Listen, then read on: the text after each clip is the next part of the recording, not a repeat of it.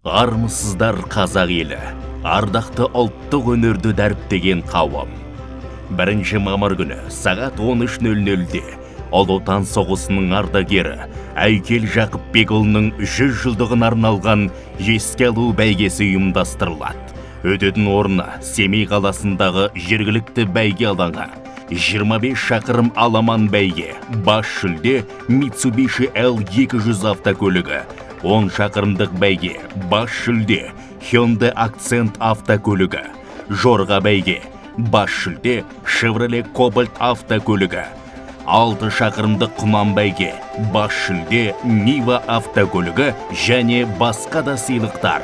Сағат 3-те бәйге соңынан көкпар беріледі. Салым жүлдесі 3 миллион теңге. Сіздерді дүбірлі аламанға шақырамыз. Қызықтан құр қалмаңыздар.